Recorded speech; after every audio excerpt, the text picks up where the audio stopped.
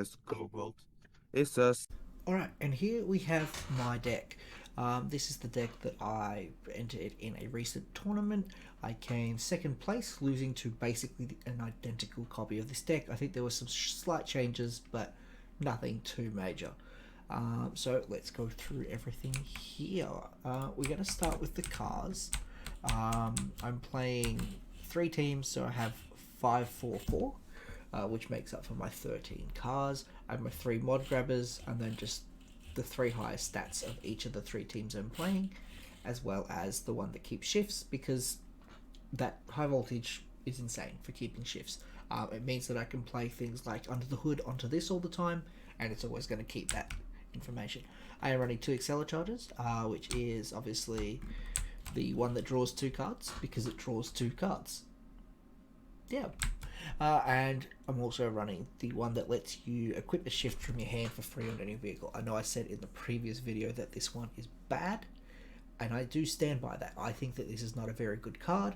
However, just because something isn't an optimal card doesn't mean it's unplayable entirely. There is a little bit of argument to playing this, but personally I don't recommend it, and I feel like if I was to redo the deck with a little more understanding of the game, I would probably get rid of it.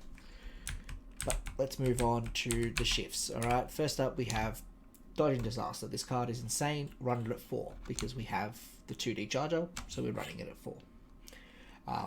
That's as simple as that. This just gets played in response to a hazard. Boom.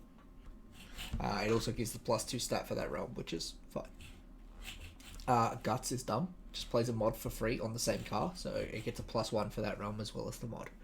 Mod ability rules do not apply, so you don't have to worry about your little icon here, this thing, that my camera is cutting off, but this stupid icon here is just dumb, and you can ignore it thanks to Guts and Under the Hood. It's fine.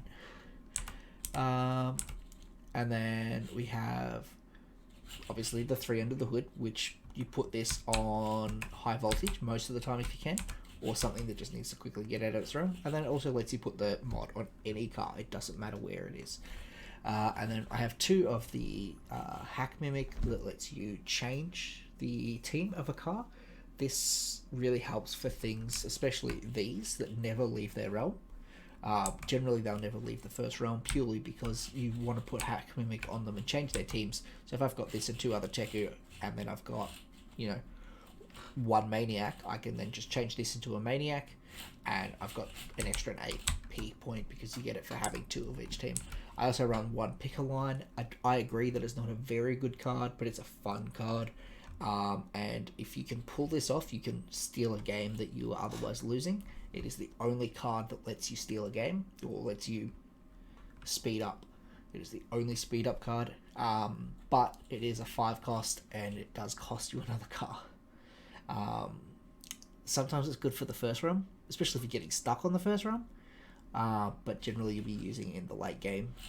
I personally try and have 4 cars going for the end at all times, so I focus on 4 cars, so that way if I do need to quickly drop this, I can. Jump jets. So we're onto mods now. Mods are permanent; they stay on your car. Most of the mods I use the same icon, and I have not really tried at all to match my icon for the mods. And the main reason for that is simple. I don't care. These are the only way I ever play mods. I rarely pay for them. Sometimes I'll pay for these.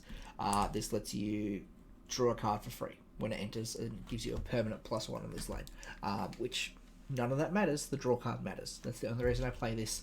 It means that I'm playing my deck 3 cards less. So instead of playing a 40 card deck, I'm playing a 37 card deck. Good. It's Upstart Goblin for the Yu-Gi-Oh fans. And this one is one that cancels a hazard. So I have these to cancel hazards, but these also cancel hazards and will protect these. Hazards are completely redundant just because these cards exist. So yeah, this is fine too. It cancels hazards, gives a realm upgrade. I don't think it matters too much, but it can help. This is a 1/1/1, so the stats are nice and all, but it also brings back any card from your junk pile to your hand. Any card. it's great. It lets you recycle guts, lets you recycle under the hood because they leave when that car leaves the realm, which means they do happen to come off quite often. As does Strato Thruster, this comes off quite often as well when it activates. So you can get these back if you're really desperate. You can get these back, but you generally won't need to. This card is insane. You'll never pay 4 for it because you've got these. You can pay 2 for it. Strato Thruster, this lets you skip a realm even if your car isn't good enough to go through that realm. So it just instantly lets you finish a realm, and that's broken, especially when you're paying 2 to play it. It's just dumb. And then finally, I do run 2 realms. Well, everyone has to run realms. The road and oil are the 2 most common things that I have. Even then, I think it's 3 oils, and then almost everything else is road. So that's why I run those, and then these are just stats that I can easily hit. The first stat is my weakest, just going based on the car stats. Even then, I've got some good ones for Teku. Teku's really good there. Metal Maniac seemed to be a bit all-rounded, and there's a bit of a third preference for the silencers. It doesn't overly matter. Strato Thruster generally gets through the realm anyway, but it doesn't take me too much to get this or these out of these realms. These 4 cars or 5 cars here will skip through these realms super quickly, not needing too much of a buff, and by being high numbers, it means my opponent is going to have to dedicate cards and resources into getting through these realms as well. If they're playing a different strategy where they're using hazards and they're using just regular ass buffs, these cards are a hindrance, and these cards will slow them down. The other alternative, some people just prefer to play fast and loose. You can play the 2 lowest realms, so the lowest stats you can find, and make it so all your cards can get through effort free. Go for it.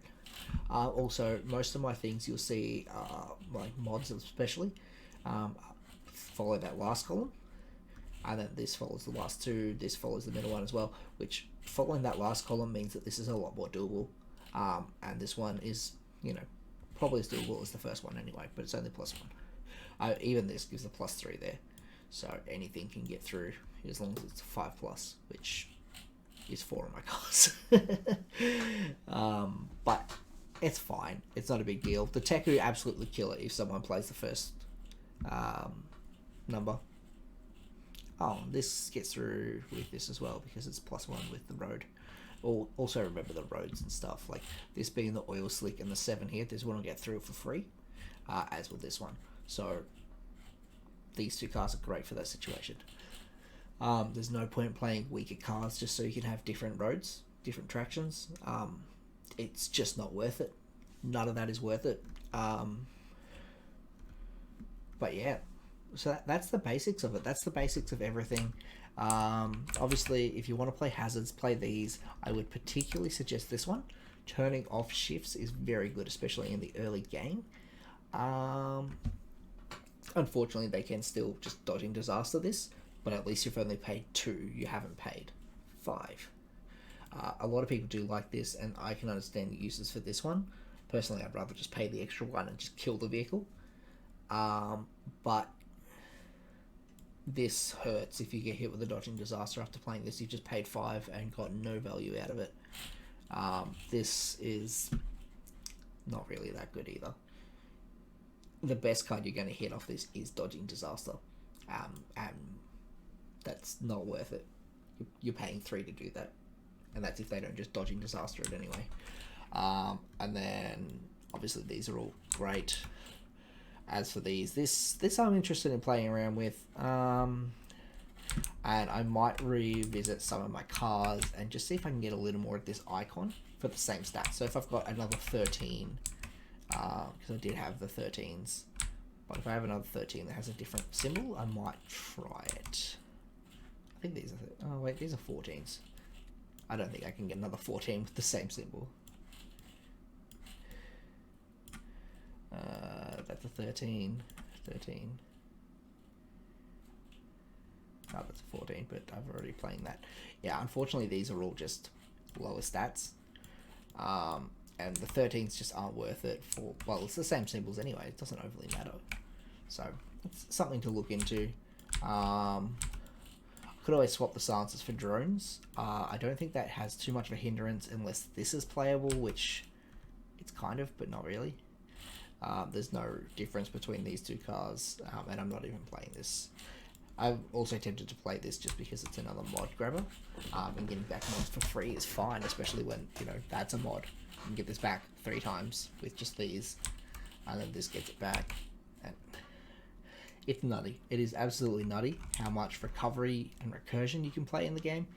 And I wouldn't mind dropping this for a mod grabber.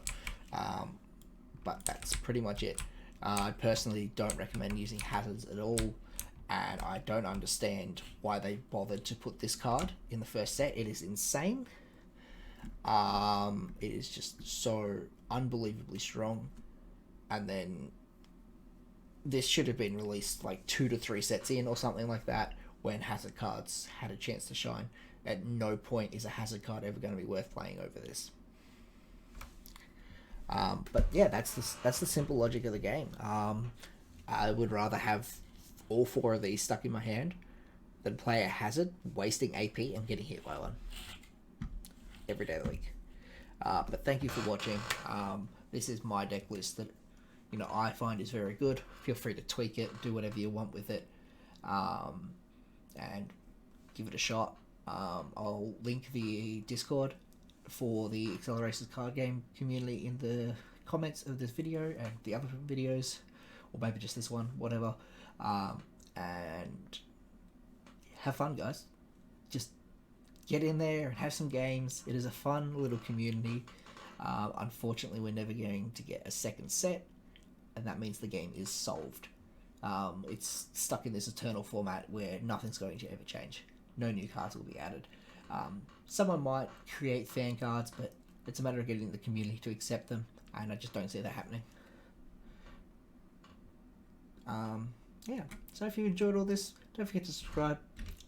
Drift Tech giveaway is still on, and I don't even run Drift Tech in this deck because it's just a bad card. But hey, look how pretty the real one is.